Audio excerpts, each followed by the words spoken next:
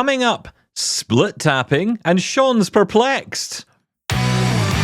You're listening to Double Tap, your daily accessible technology show. Now, here's your hosts, Stephen Scott and Shaun Preece. I'm quite happy with that introduction, actually. I quite like that. I just made that up on the spot, and you'd never know. That was very, very good. You are a professional, Stephen Scott. How are you? I'm all right. I am all right, and I am absolutely not a professional, so don't dare suggest such a thing. Right. I feel good today. I feel good. It's the end of the week. Yeah. That's really all I've got. Sorry, that's kind of it, really. Okay. Yeah, that's the best I can do. It's the end of the week. Hooray! You gave too much at the pre-intro there, and now you're spent. Okay, nothing. No, that's fine. I'm interested. Split tapping? ? I'm very excited about split tapping. So, I love split tapping, right, on the iPhone. Who doesn't? Who doesn't love split tapping? Split tapping is the cool thing to do. If you're wondering, what on earth is split tapping? Well, obviously you can explore by touch on your phone when you're using VoiceOver. You can move your phone around the screen. You can find, say, a number. Great for, this is a perfect example of it, is if you're trying to put your passcode in to your iPhone and you sort of scroll to the first number, and then what you can do is, instead of double tapping once you've found the number, you can just keep your finger where it is and then use your other finger, because there are more than one on your hand. I mean, I don't want to break any news around here. Breaking news. We have fingers, and you can use other ones, one particularly, to tap on the screen. So, it might have the index finger perhaps might be on the number that you want to tap on, and then use your second finger to tap on the screen, and then that will activate that button or that number or whatever you want. So that's what split tapping is, right? God, and you made that so really cool. complicated. I know what I mean. I was trying to simplify it, and in true Stephen Scott style, probably made people even more confused at the end of it. But rather than having to put focus on an item and then lift your finger off and then double tap, you can just, as you said, move your finger around and then touch with the other finger, and it's called a split tap, and it activates it. It's very cool, very quick. Or as I said, we've got fingers! Breaking news. Anyway, on Android, it's been a really weird journey with Android on this, because, I thought, by now, split tap would be a thing. And I remember they announced it. It was, we've got split tap now. And when I was using it, I realized all they had it for was the keyboard, which actually is very useful. It's a great place to use split tap. It's probably the perfect place to use it. But I would like it across the entire system. It's not available across the entire system. Can't get split tap. So, yeah, that's actually a bit of an annoyance for me. However, I charged up my Amazon Fire tablet the other day. Oh, well done. Took a while to get that thing back up and running. I had to update the software from 2022. I was playing around with it. I mean, I have to say, I like and dislike the Amazon Fire tablet in lots of different ways. I was kind of coming at it, and we'll maybe do more of a deep dive on this at some point, but I was kind of coming at it from the point of view of what we talked about the other day. Not everyone can go out there and afford an iPad, right? And not everyone might want an iPad. And, what do you want an iPad to do anyway if you had one? Maybe it's listen to audiobooks. Maybe it's listen to podcasts, or, do some shopping. Yes. Now, of course, if you're a user of Amazon services, like the Amazon Store, like Audible, then actually maybe a Fire tablet's not a bad idea. And of course, it's very low cost. I mean, they always do sales that are always available, with less, less cost discount on them. So, it got me kind of intrigued again. And I must admit, my first few experiences, let's say my first 7 experiences of the Amazon Fire tablet, involved them all just ending up in the drawer, with the viewpoint that they were generally terrible. They were slow, they were laggy, they weren't very responsive. That's all the same thing. That's the only issue I have with it, is the performance. From a end user using the thing, it just wasn't a great experience. It got frustrating. So this one's now got, and I don't know what version this is running. It's a 10-inch, I think. It might be 10-inch or 9. I don't know what the sizes are, but I think it's the bigger one it's the one that sits in the middle of the range, because you've got the 8-inch one, or is it 7? You used to have a 7-inch one, but they don't do that anymore. There's an 8-inch one. I think there's a 10-inch one. There's an 11-inch one. I think that's right. And I've lost all I don't understanding. There's so many different generations of the Fire tablet. And there's the Fire Max tablet as well, which is the 11-inch one. Yeah. And, I'm kind of assuming that these just all have more processing power in them, more capability in them. And they do.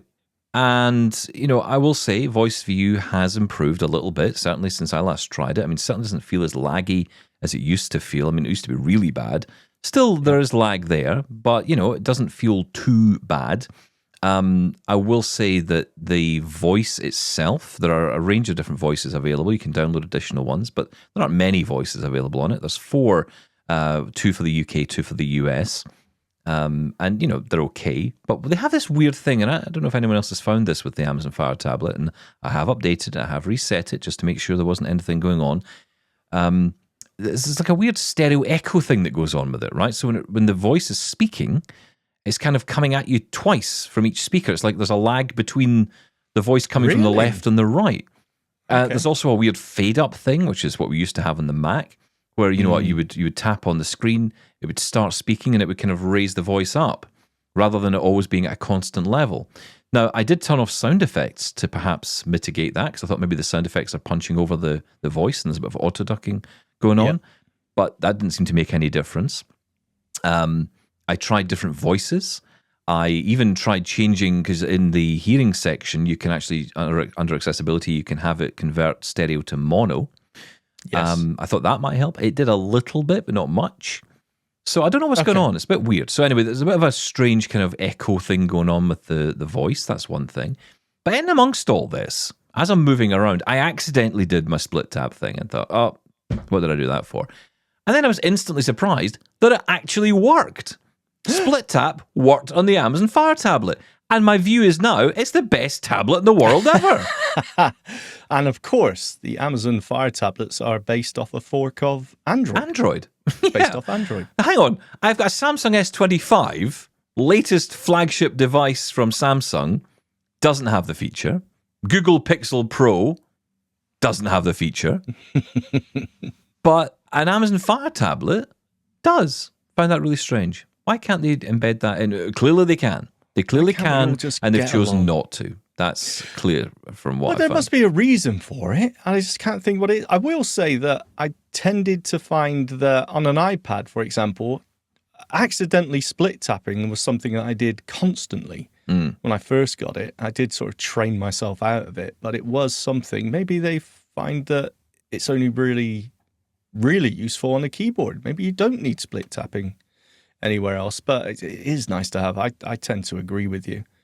So are you all in on the Fire tablet now as well then? Not hugely. I will say that, what I'm looking at it for is essentially these specific tasks. I think web browsing on it was a bit challenging. Awful, yeah. Well, let's say challenging. Okay. I think, especially because it's still got that Silk browser, which is a bit weird. Yeah. Awful. And, okay, fine. I think for Audible, for podcasts, for shopping on Amazon, for using Lady A hands-free as well. Yes. It does, of course, have that functionality built in as well. You can just have it as a Lady A device. I think that alone is a great feature. I think it's a good device. I mean, I think you just got to temper your expectations about what you want it to do.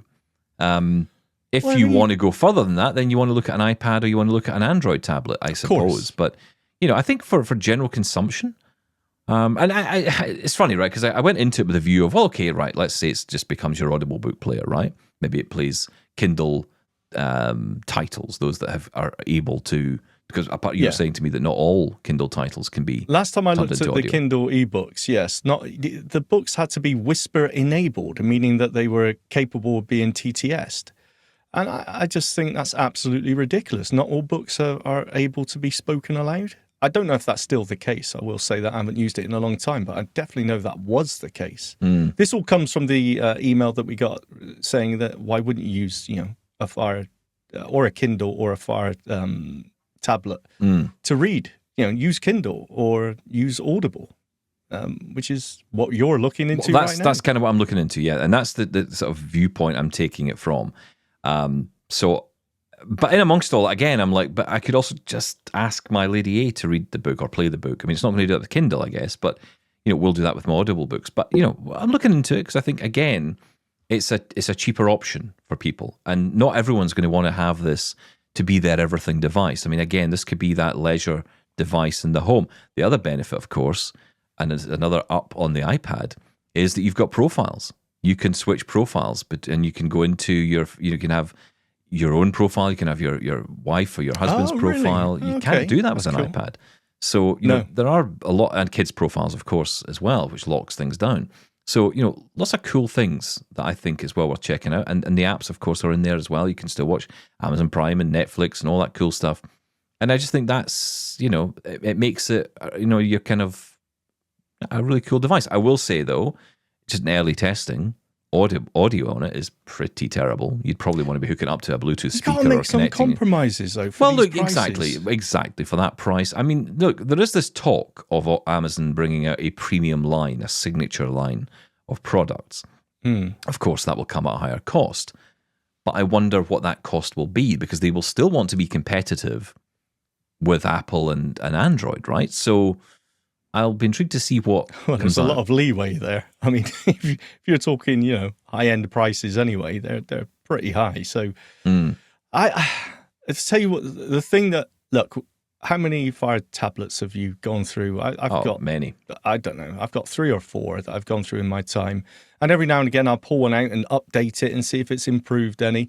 But it's always come down to the performance. When you're using VoiceView, when you're using a screen reader, that performance is important. It's like when you have a Bluetooth headset on and you try and type on your iPhone or your smartphone and you got that lag. It becomes really frustrating. And, if you're getting that the entire time you're using a device, I just tend not to use it. But then I've got the luxury of being able to choose something else. I mean, if you only had one device, you had a limited, finances, then it's an option.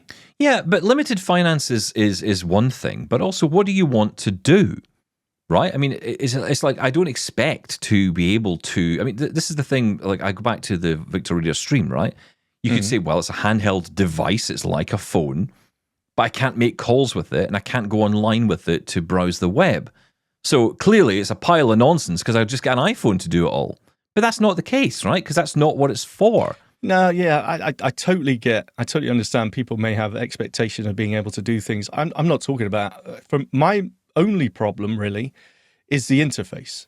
I want to be able to get to what I want to be able to do quickly and easily. And for one thing, and I think this is terrible, having an advert every time I turn the thing, unlock the screen is absolutely ridiculous. You can, of course, pay extra for that to be removed. Absolutely terrible. Come on now. Well, I mean, yeah, okay, fine. I mean, you've got an option there. You can pay the extra $10 or whatever it is to remove the ads if you want. If you don't, then you get the ads. It's very budget airline, isn't it? Pay to go to the toilet, pay for a parachute and all that. It's very budget airline. I'm sorry, it does more damage to your reputation than it does the revenue that it brings in, I'm sure. I'm amazed, and it may happen, but I'm amazed that hasn't happened with the Amazon Echo yet. I haven't. It's like halfway through a day, it just suddenly sparks up and says, hey, have you tried this new toothpaste? Yes. It's the best toothpaste ever. Go check out toothpaste.com for more. If anyone hasn't watched the first episode of the new season of Black Mirror yet, I was just thinking about that. Yep, check it out because it highlights this thing perfectly. Yeah. Well, really I'll be interested to see how you get on with it. Anyway. Yeah. Okay. Well, we'll come back to that. But anyway, for now, let's get to the emails. Email. We get email. We get your email every day. Ding dong. No, it's wrong. Here's your mail today. I've lost it. I've lost me mojo. Did you ever have it? Yes. Feedback at doubletaponair.com. Did Sean ever have mojo? Where was Sean's mojo? When did you see it last? Right, let's kick off with a very important topic from Negative Julian. Hello guys, Negative Julian here. Firstly, the really important thing, I hope Laura's feeling better. Secondly, a couple of episodes ago, you were both, and most particularly Sean, bemoaning the impossibility of buying a flat-bottomed mug. Well, Sean, really good news. You timed this beautifully because in the UK, it has been possible for many years at this time of year to buy Easter eggs in mugs. And of necessity, these mugs have big, wide bases because otherwise the egg would fall over. So, Sean, go out, buy yourself an Easter egg in a mug. You get a mug and you get a big chunk of chocolate to eat as well. Perfection. Bye for now. Negative Julian. Well, that's the happiest I have heard him in a long time. That was positive, Julian. Yeah. It unnerved me, if I'm honest. That was negative Julian's brother. That was not negative Julian. That was His your evil, twin. good twin. Okay, yeah, no, good point. Well made. I will say this, though. I want a large flat bottom mug. Flat bottom mugs. I want a It's a Queen large song, one. right? Yeah, it was great. But I every time I look for a mug, it's got to be at least 500 mil, whatever that is. So I believe the Easter egg sized ones are very, they may be flat bottomed. No, sorry, flat bottomed. bottom. Thank you. Flat bottomed. You get in trouble. But they're You not get in trouble big from enough. fat-bottomed mug people. They're not big enough for my brewing needs. So thank you, but no, you're wrong, sir. There, I've said it. Wow, I think you're becoming negative Shaun these days. I just wanted to annoy him a little bit. Okay, fine. 'cause, you wanted to get him back. You just wanted negative Julian back. That's very I good. get it. Thank you, Julian. Yeah, I didn't think you could get those anymore. Those mugs. Remember that was the thing? You could always get a mug with an Easter egg. I know. I don't know. I haven't bought an Easter egg in years, to be honest, so I don't know. The dog got one this year. I couldn't believe I didn't get one.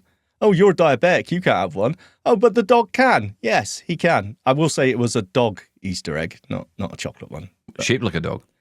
No, it wasn't. No, it was made out of meat. I don't know, but it was dog friendly. Ugh, dear, imagine picking that up by accident. Oh, I quite fancy that. Come actually. on, a meat Easter Oh, egg. that is the worst. That sounds delicious. I can't be having that. No, thank Next. you. Yes, next. Who have we got? I've forgotten already. Joel is here. Hi, Stephen, Shaun, Laura. This is regarding Stephen's rant about language, e.g. impaired, during the Monday, January 27th show. I could not agree more with Stephen regarding the voice police. People have a hard enough time trying to figure out if they should talk to me, or tell me I'm stuck in the corner, or that there's a line and I'm at the end of it, thinking of Starbucks. Now they need to know the latest phrases? And do we want people thinking we're so incredibly fragile we'll melt at the slightest unintentional mishap? And speaking of VIP and technology, did you know there is a .vip top-level domain, TLD? A TLD is what you find at the end of your email or web address, e.g. .com, .org, so on. I was starting a site to write some technical stuff for blind people and wanted to call it Coding in Blind, like Going in Blind, and was looking for a domain. When I realised there is a .vip TLD, I knew that had to be it. You can see what I started and have mostly abandoned because I have a short attention span at codinginblind.vip. And as long as we're triggering Stephen, are you aware how much audio-described content there is in the US? Cheers, Joel. No, hang on. What do we mean there? 'Cause is that yeah. good or bad? Because I've heard mixed reviews about that one. Meaning that there isn't enough or there's too much. Well, I think it depends who you speak to be honest. I mean, there's probably a lot more than there used to be, and a lot of it's because of legacy, right? There's more content now because there's more content being made, and it's, when you have channels that are just repeating content all the time, you start to find there's more shows now that have got it. I certainly find on Netflix and Amazon Prime, I'm seeing more and more shows come up with audio description, which is good. And then just randomly you get a series that comes along, they really advertise it, they're pushing notifications, they might even have an ad on TV, and then you go to it and there's no AD. It's just really weird. Yeah, it's ever been the way, right? It's just banging your head against the wall. I want everything. AD, simple as that. Thank you. Yeah. I did not know there was a .vip domain. TLD. Sorry, a top-level domain. Oh, is that what that is? Right, I have no idea what that means. Okay. That's the top, as he said, like the .com. What's that even mean? You could I have. see. Right. Yeah. I still Anyway. don't get it. I don't get it. I don't understand. I don't know what any of that means. But you say you can get a .vip email address. Is that what you're saying? Well, a domain name, yes. So we could have double-tap-on-air.vip instead of .com. That top-level domain is, you can get .online, .shop. You can get everything now. But Yeah. VIP would be relevant to us. So thank you for that. And the use of language, I don't think we need to say any more on that. Oh, really? Do you? Oh, is that right? Is it you want to silence me, do you? All right, go on then, Stephen. Have a rant. I'm just thinking No, of I your wasn't heart. going to have a rant. But Oh, okay, I might now good. just because you said don't. Right, good. Okay, you're not allowed to speak. Next. Go on. Oh, well, I don't know. I mean, we've kind of said it all, haven't we? And I think Yeah, that's what I said just now. Yes. No, but Joel's picking up on it. I think it's a good point. And it is funny. I mean, I think it always comes back to this thing for me. What people, in our experience, what people think about blind people. And then we come along, or certain blind people come along and say, oh, you can't say this and you can't say that. I mean, my favourite one most recently was people who were going through song lyrics and finding songs that had the word blind in it, that the word blind had been used to suggest that someone, the other way of describing blind, right? So saying, What? blinded by the light, or what was the other one someone mentioned? There was a song the other day someone mentioned. And basically it's suggesting that blind is ignorant. Oh, right. Okay. This, which is actually the dictionary definition of the word in Mary's part, because the word has many different meanings. It also means blind you use to block out the light in your home. Again, just mentioning it because it is actually, unless people want to fight Words against that as well. Many meanings. Yes. Exactly. Context is Breaking king. news this hour. But, this seems to allude to certain people and certain advocates as well who just don't seem to understand that words have different meanings and actually think that word is doing harm. I hear that word a lot, harm, out Harmful. there. It's not harmful. It's not harmful. Making no difference at all. And okay. changing the meaning of it, telling people to change the meaning of it, doesn't change anything, and it never will. So stop. No, okay. No, you wanted to talk on this. Okay. No, I'm going to go the other way on this then. Everyone has a line Prickly in the today. sand. No, yes, I am. I've got to walk through. You've walked into. How scaffolding. much scaffolding have you walked into today? That's personal and private. I won't go into it. Lots. Look, everyone's got that line, a term that they find offensive, right? And I think it's very generational. There's language that maybe our grandparents would use that we would say is totally unacceptable now, right? And especially when it comes to disability. Of course, there's other examples, but that's when we talk about disability. And maybe it's just the new generation are redefining their lines. Maybe impaired is, I still sort of go, at handicapped. But it's perfectly acceptable, isn't it? Especially in certain countries. In certain countries it is. I mean, like the US, they say it quite a lot. I don't hear it so much elsewhere. I mean, I think a lot of people would frown upon using it in the UK. But again, I think offence is taken. It's not given, right? No, I know, but things are redefined generationally. It evolves. Language does evolve. Listen, language does evolve, and it absolutely does. But I think the problem is that by trying to sort of force it on people, to say you must not use this word now, it doesn't work. It pushes back, and it does. I think it creates a world where, just as you said there, Joel, I think it creates a world where we just look weak, and we don't want to look weak. I mean, and this is the great irony. The blind advocates I hear this from would never want to consider themselves weak or less than or anything else, and they certainly don't want to consider themselves victims. Yet they are putting themselves in that very firing line by going out there. I mean, if you were to stop every single person by, because, you said a word I didn't like, or you used that word the wrong way. I mean, for a start, you're never going to get buy-in from people on that. People have got far too busy lives. They've got their own things going on. They feel bombarded with, just look at the debates that are going on without getting into specifics, because, no one likes to talk about these issues and everyone gets nervous when you talk about certain issues. But, there are certain issues in our news cycles today that, just people feel bombarded. They feel bombarded with stuff that they feel they don't know. They have to learn that somehow they're being accused of being something that they're not, but just because they haven't caught up with the day's trend. And this is the problem when you have these bubbles that start to appear. Social media started it. It started this place where you could just find people. It's like the worst phrase I ever think of is like-minded people. Do you want to be around like-minded people? No, I don't. Yes. That's the last group of people I want to be around. I want to be around people that are like me. I want people that are different to me. And that's why I've always believed that. I've always believed that we've got to have conversations with different people. Scottish government, right, just to get a little bit political for a second. Scottish government this week had a big thing where they were bringing together lots of people to talk about how to fight to basically fight against the far right, okay? To fight against far right movements and anti-democratic politics. That's what they were coming together to talk about. Do you know what they did? They stopped the right-wingers from coming into the room. Didn't want to have a conversation with them. They said, no, let's not do that. Let's just talk amongst ourselves and leave them out there because they're the bad people. They're the bad ones. Because suddenly anyone who's right-wing is far-right. That's their take, basically. That certainly would be the impression if you've been kicked out of an event that's supposed to be about inclusion. And they use that word all the time. Oh, it's all about inclusion, and we're about including people. Well, you're not including people. You're excluding people from the conversation. The very people you say you're against. So those people who want to fight and say, well, I believe this, I believe that, bring them into the conversation. Let's have a debate. Let's have a discussion. Let's sort this stuff out. You'll never solve these issues in isolation and in silence. And that's exactly what's happened with all the big issues of today. And that's why some of these ideas that come along, especially in the blind community, but it's not exclusive to the blind community, they will come along and they will appear like great ideas in the people's heads, because, of course, all our ideas that we have in our own heads are the best ideas ever. Yes. But you need to put them up to some scrutiny. And this is where it falls short. It's why the social media argument, the social, the social model of disability argument falls flat for me. Because the people who often spout it haven't been or had a chance to debate it. So they'll just say, oh, it's great. What are you talking about? You don't understand. Well, if the whole world changed, things would be great. If the whole world run by my idea, it'd be the best. And the problem is that then online, you find people who agree with you, and then suddenly you create this bubble where a bunch of people get together and say, well, we've got the answer. And so, the blind thing, the whole use of the word blind or the use of the phrase visually impaired, let's not do that anymore. It sounds great in the bubble, but it doesn't mean anything outside.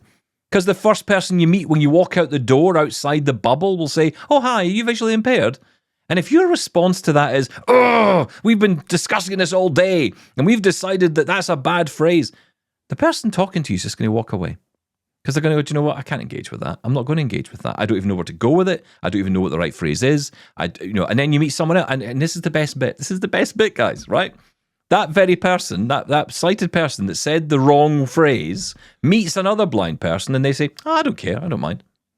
And that's it. The whole thing's just destroyed. Whole thing's destroyed. So it's a complete and utter waste of time.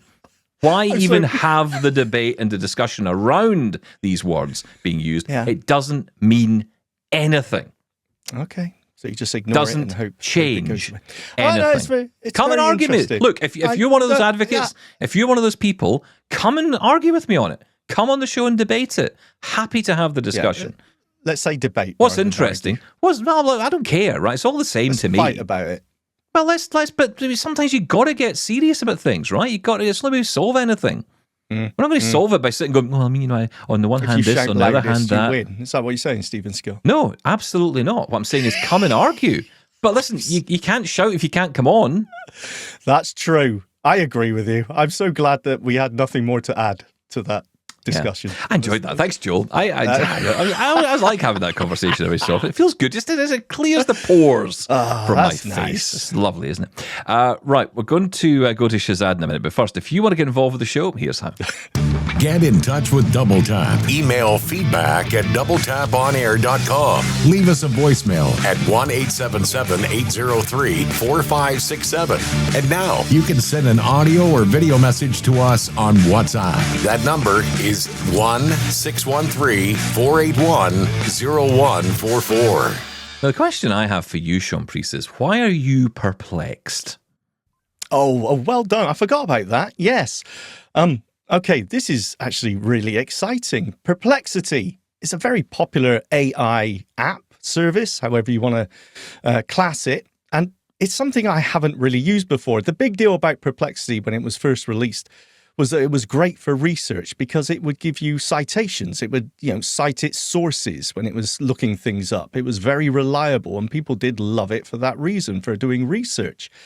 But in the latest update to the Perplexity app on iOS and Android, actually, they've added the conversational talk mode, that we've seen everywhere else, Copilot, Gemini, and ChatGPT, where you can just talk to the AI and it talks back.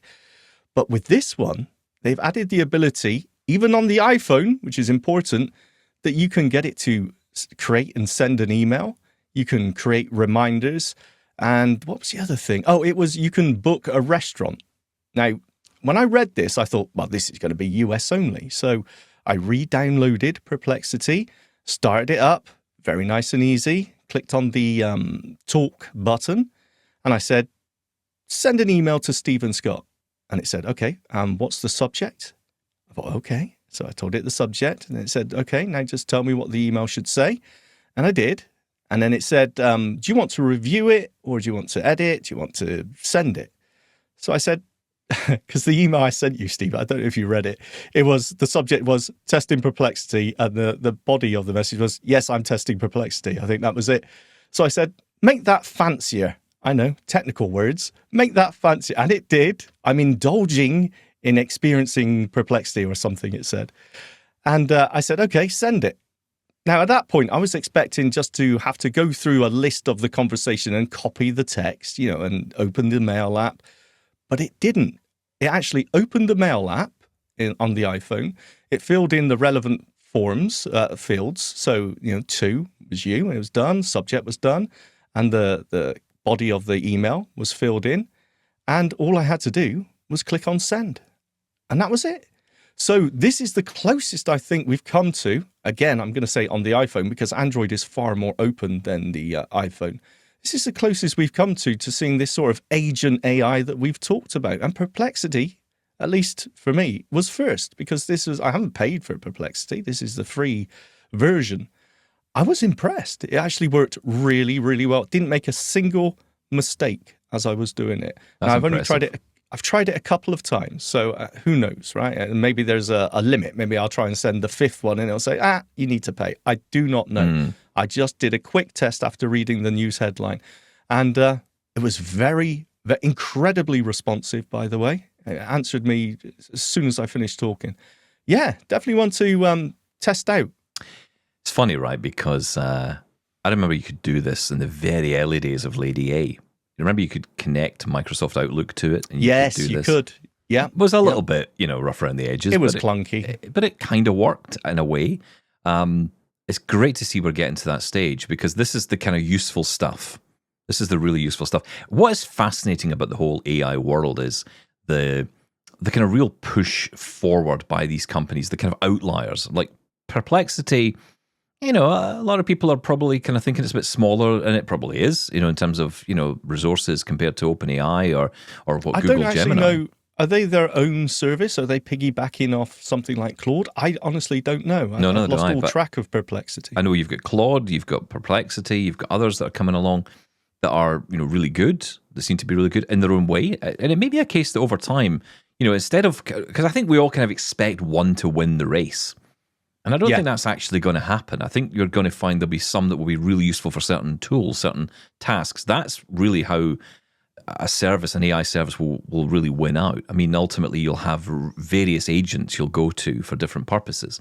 It's a really interesting time. Of course, the thing is, when it comes to hardware, though, at the moment, we're kind of lucky because we have Apple and Google who have kind of open doors to any of these apps to be available on there. But if OpenAI come up with their own version of a smartphone, as I was saying yesterday, if they come up with like an iPhone killer or an Android killer, as they always say, then that'd be a different story, right? Because they're not probably going to allow those apps to exist. They're not going to have Google Gemini on there, Yeah.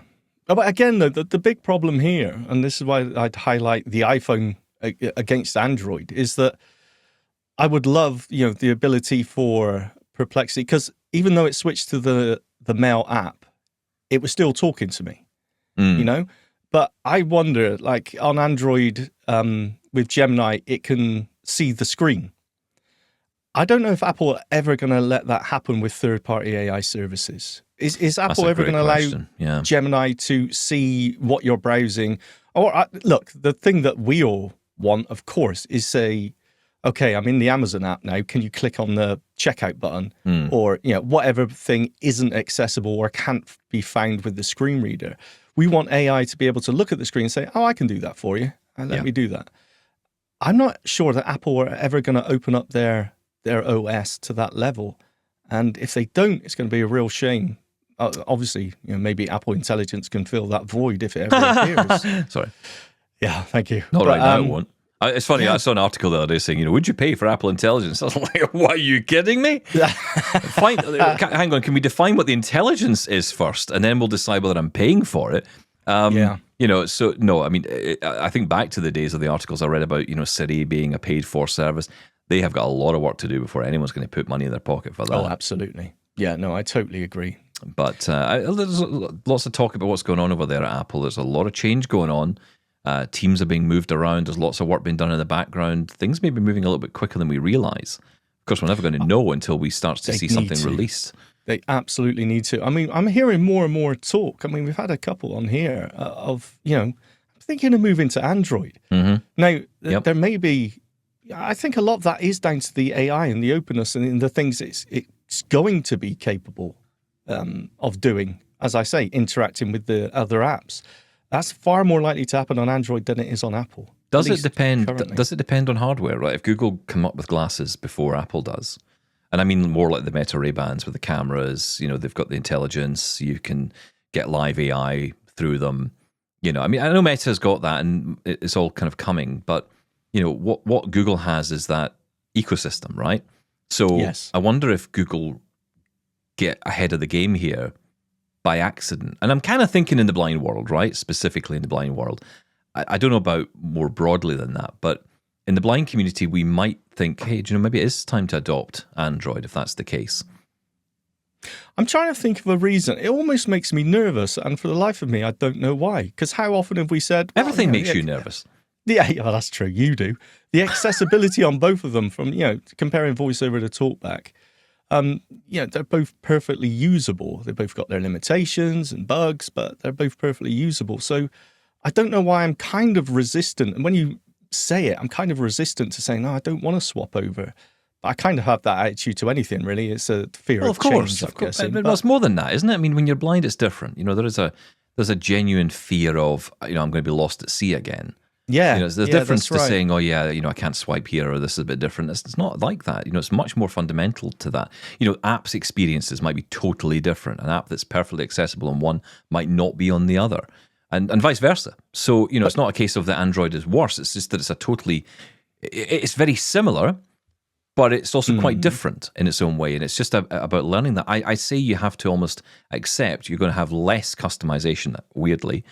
In some ways, I think on Android than you do on VoiceOver, but that's just because I feel that TalkBack is still growing, it's still maturing. Well, even moving away from that, though, the problem I think is that AI is evolving at such a pace. It can be in the next update they bring out a feature which we just think, well, that's a game changer. Yeah. If Gemini was capable of, okay, click on that for me, or this button is not labeled, can you tell me what it is? Or I don't know. I don't even know what the accessibility things could be. But if AI is capable of doing that, then I'll be honest, it's pretty tempting to switch over, right? Well, I mean, I'm using that Samsung phone now because of that Gemini feature of being able to go into the camera and have the camera see. I mean, I was trying to get something working the other day. I couldn't figure it out at all. Now, it didn't work out in that particular instance, and I still don't really know the solution to it. And it kind of left me a bit, what do I do now? I'd begun to rely on it, and then I thought, what do I do? And AI can't help me. I'm just going to sit here and cry. Yeah, I was trying to get something working. I couldn't find the charge port. I didn't know where the charge port was. I didn't know if there was like a flap somewhere I had to open up, and it would be under that. I hate that. And did you lick it? No, but the device just, I'll tell you what it was. It was a blood pressure monitor, right? One of these it's called a Cardio, QARDIO, I think it is. Cardio, and it's one of those ones you can connect to your smartphone. Posh. Yeah, it was. I got it during the pandemic. Honestly, I got it at the beginning of the pandemic. Yeah, no. I used it a lot back then because I had issues with my blood pressure back then as well, and so I did have it for that purpose. But of course, once you feel better, you just throw it back in the drawer, and that's it. Yes. But I cannot remember for love nor money how I charged the damn thing, and there's no ports on it. And I can't remember how I did it. So I was trying to figure out, okay, what do I need to do? And the problem is you get that affirmation syndrome that comes with AI, where it's like, do I do this? Yes.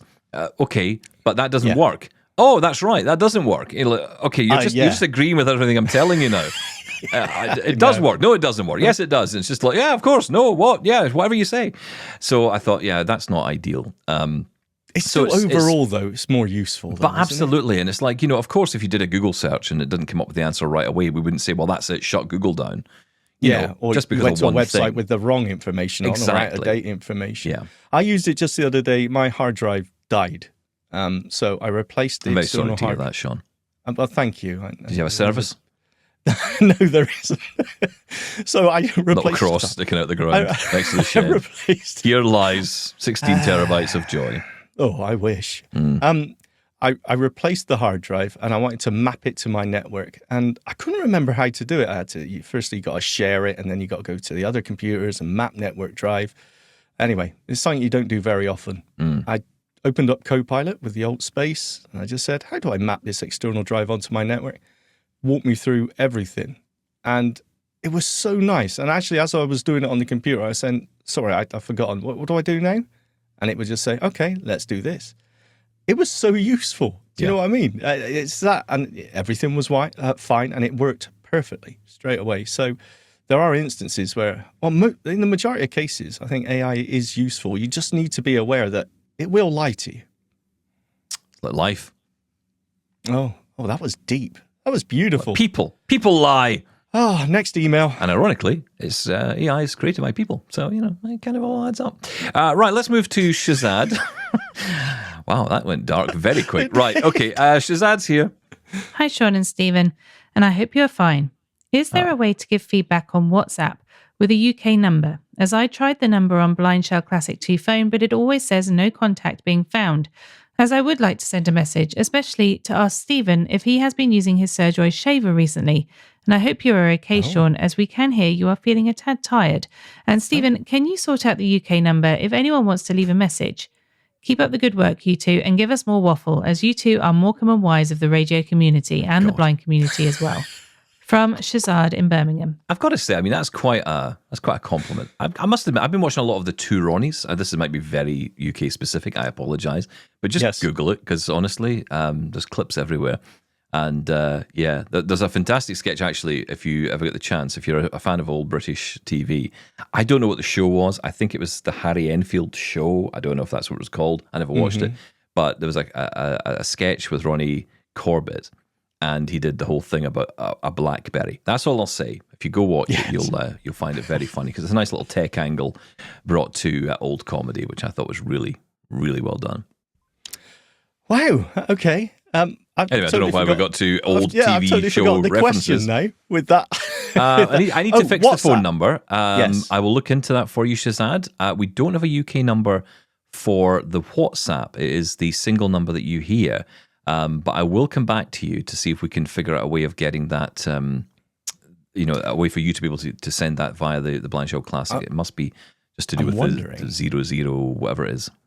Well, I'm wondering if you're searching, it sounds like, because it says no contact found, maybe you're searching through your list of contacts. And obviously, if you haven't added it there first, do you need to add the double tap WhatsApp number to your contacts first?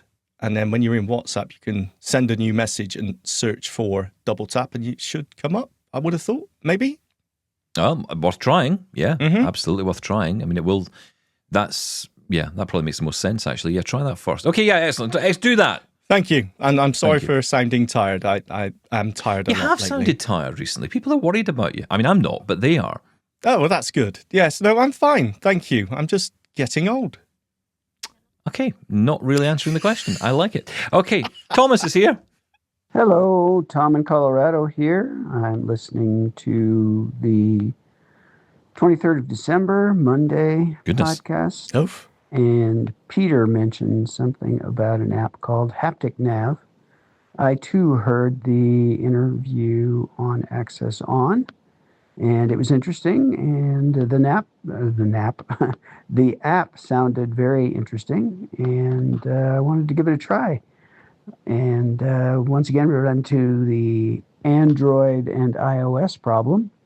On Access On, Jonathan questioned him on the availability of the app, and he said it was available on both Android and iOS. I went to the Google Play Store, could not find it, and even went to the provider's webpage, and they had a link to the Google Play Store. And once again, that led nowhere. It's a 404 error. So yeah, effectively not available on Android, which is too bad. One other interesting thing to say about the app, they are taking the approach of providing their key intellectual property having to do with haptic feedback for navigation, and they are making it toolkit, an SDK. So that's good. I think that's a great approach for these people providing innovative technologies. So that's something to pay attention to and to watch. But yeah, if you get those guys on, poke them about their iOS versus Android support, and see if we can't get it on Android as well. Bye. It sounds like they're trying to get it on Android, but haven't quite made it there yet. I don't know the product particularly well. It's not one I've looked into. I haven't heard the interview. We're talking, of course, about the access on, that's the NFB podcast, right? So, yeah, I mean, send an email to them. I would suggest it's probably a good idea, Tom. But as for the company and as for the app, yeah, I mean, it's unfortunate if it's not available there, but maybe coming soon. Who knows? I did search as well, and it definitely isn't. And it's funny, you go to their website and it says under the news, now available on Android. But it's not in the Play Store. I couldn't find it anywhere either. So okay. Well, good luck with it, Tom. We'll if we get them on, and I don't see why we wouldn't. Then we'll poke them about ask them. Yeah, we'll poke gently, of course. Right, Harry's up next. Hello, Stephen and Shaun, and all the crew backing you up. This is Harry from Nevada in the troubled US. First, I wish I could force every one of my friends and family to listen to a few of your podcasts. My friends and family do a pretty good job of understanding my life as a blind person, but they don't always grasp the simple things, like checking into a doctor's office or finding the Lyft ride picking me up at a grocery store, or buying a cup of coffee. You guys communicate it much better than I can. Secondly, after listening to you for about a year, I'm actually upping my technical game. I'm moving from my desktop Windows 10 PC to a MacBook Pro. Fortunately, I get tech support from my Mac-loving daughter. This week, I'll be buying an iPhone 16e, replacing my ancient iPhone SE 6.7. Lastly, I freaking love InnerSearch.ai. The site is extremely easy to use. 2 days ago, I searched a weed killer product for my lawn. InnerSearch immediately gave me 2 options that I didn't find anywhere when I made my previous searches. Walmart and Home Depot offered me the same price. InnerSearch.ai gave me free shipping. I chose Walmart because Home Depot has a horribly inaccessible website. InnerSearch sent the product 2 days early and delivered today. From Harry. Yeah, I mean, that's brilliant, isn't it? That's exactly what we want. I mean, it's just as simple as that. You know, we want something that's easy to use, that's accessible, that just gets us what we want. And, you know, InnerSearch are doing an amazing job. They are. I'm almost slightly, again, nervous about this. What's going to happen? What, you nervous again? There's a surprise. Spoils it all. I just think they're doing, so far they're doing everything right. The feedback. There were a few issues. What's going to go wrong then? You're doing it all right, so guaranteed disaster will follow. Yeah. No, I mean, you love the service as well. I must admit, I haven't used it much at all, but from what I'm hearing, everyone is really enjoying it, and they're putting so much work into it. Yeah, they are putting a lot of work in, and you know, like I said the other day, you know, feedback, the feedback they get, and they really listen. They really listen, which is wonderful. I'm really glad you're getting on with the tech stuff, and you know, moving from Windows to Mac. Wow, I mean, that's going to be a fun experience for you, Harry. I'll be intrigued to hear. Well, I mean, let's be honest, it's a complete learning curve. I mean, you know yourself. You try to do it. Yes. And Stephen's moving back to Windows. So, I'm not moving back to Windows. I'm absolutely happy on the Mac. VM. Yeah, I love the virtual machine because I get the best of both worlds. Hey, Harry, once you get old, Mac up and running, you can put Windows on it again. And then the world is great. You've got everything you could possibly want. That's right. A bit of yin and yang. That's what we all need. Yes. Very good. Yeah. And thanks for listening, Harry. Absolutely. Glad you're there. And 16E, great phone. Honestly, if I didn't care about MagSafe, and I kind of do because I've bought so many MagSafe chargers, I would probably have one of them. Well, you can buy a MagSafe case. Yeah. That's that sorted. Next. I know. What? What's wrong with that? I suppose. I don't like having a case on my phone. You're just weird. Right, let's move on. Well, morning, chaps. Enjoy your podcast. And obviously the vital information you put out. As regarding AI on the Meta glasses, what's all the fuss about? It's not that brilliant. When you think you get a more specific and detailed description from AI in Be My Eyes, or AI, Seeing AI, And the other thing is, Stephen, you say those things may not be possible with Meta AI, but we kind of dream that it might be. Or, can you confirm what I'm holding in my hand type thing. But again... Do you really need to know what you're holding in your hand, Stephen? Dot. Well, yes. Doreen has brought something to my attention, which is I've been wondering what printer to get for quite a long time. Oh. It's okay, this inkjet things. But like Shaun borders with his information, he's rambling on there. Yes. About colour printers. But laser printer sounds the answer. So if Shaun can tell us the model and make, no, I think he told us the make. But that'd be good. Well, thank you, chaps, for your show, and happy waffling. Thank you. I appreciate everything you said, especially the bit about funny. Shaun rambling on about his printer. I believe that's because you cut me off when I was talking about my printer. And look, people want to know. That's exactly what we should have titled that article. I was looking for a laser. I ended up with a razor. That is exactly the result of that article. But okay, I mean, look, I've got to say, I would suggest one thing, Harry. Don't go down the HP route because the software is dreadful. Yes. That's just me. And it's funny because there are many printer manufacturers left. I mean, there's HP, there's... Lexmark, is that still a thing? Is Lexmark still a thing? I don't know. No idea. Epson and HP are the main ones. Epson, I've got a few problems with some of the business decisions HP have made recently when it comes to their customers. Oof. So Hang on. I would say, well, let's not go there yet. Oh, what are you talking about? The brother... it's just, that print by subscription where you can subscribe to print. Oh, you can print 500 pages for this. Oh, yes, yeah. Absolutely ridiculous. That was weird. Yeah. And more on the 15-minute added time for support lines. To put people off actually ringing up to get support, they add an extra 15 minutes on. Never mind actually getting the answer in the first place. All companies are doing that today, to be honest. Ridiculous, absolutely. Anyway, sorry. Yes, my printer is the Brother HL2400DW. God, I'm so there you go. Bored. Yes, I know it's boring, but you know what? It sits in my wardrobe, and the twice a year that anyone wants to use it, it prints straight away within seconds without having to clean it, without having to check if it's printed properly. It just works. It's absolutely fantastic. Yeah, that's the only problem with being in a house with blind people only. Is that you can print things and you can stick them to, or you can stick a letter in an envelope and people are coming back to you saying, why didn't you just send me 2 pieces of blank paper? I have no idea. But yeah, I mean, my favourite is actually I used to use them for the articles for the blind stickers here in the UK, Free Matter, I think they call it in the US. And I remember I used to print them out and there would be nothing on them. And so the guy would, the delivery guy would come and pick them up and he'd be like, there's nothing on this, there's no address. And I'm like, oh no, I have to tell the guy the address and he'd write it down. And, oh dear. It doesn't happen with laser printers. They are well, do you know, it's funny because I don't have a brother printer. I am really keen to get one, I think, because I think like you, they're just really good. And your experiences kind of made me think that's probably the way to go.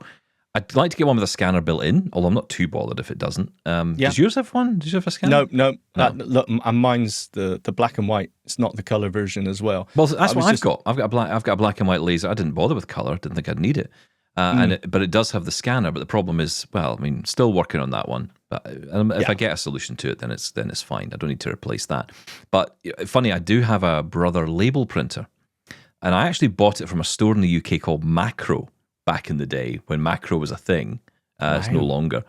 And that printer, I got it on a sale price, really knocked down because the shop was shutting down and I was basically negotiating my way through that store saying, I want everything in this store and I want it for £10. And, I got, basically a basket full of goodies because they just wanted rid of me, I think. And wanted to shut the shop down. So I got the Brother printer and it works like a treat. And no matter when I plug it in, no matter how I use it, how frequent I use it, works every time. So yeah, Brother have got something with this. They got the reputation. They do a really good job. Yeah, it's a great one. I can't remember if there were any issues with the setting up out of the box. I'm pretty sure I did it myself. I don't think there were any. I think maybe the on-screen Wi-Fi, but I'm pretty sure actually I found out that afterwards, if you just download the app beforehand, you can set it up through the app without having to go through the buttons on the menu on the inaccessible screen on the printer. So, yeah, other than that, but I mean... And can you wire it in anyway, so you wouldn't even need to do that? Like even Ethernet or USB? There's Ethernet. I'm not sure about USB. Okay. That's interesting, actually. Yeah, mine's is just USB. There's no Ethernet on it. Yeah, if you want if you just go for a USB one, it's even cheaper. You can get a cheaper model. Because you can share them on the network, right? I mean, you don't have to. You could get a really cheap one and then just share it on as a printer on your network. And obviously via USB? Yeah. It's something I've never tried, but I would assume you can. You can pretty much share anything through the network. So, yeah, I would have thought Well, you can. Anyway, we're out of time. Thank you for your emails, guys. Really appreciate them. That's it for this week. Goodness me. Wow. Back again on Monday. Weekend. Yeah, have a great weekend, everybody. And keep on tapping. Catch you next time. Thank you. That. Bye-bye. Bye-bye.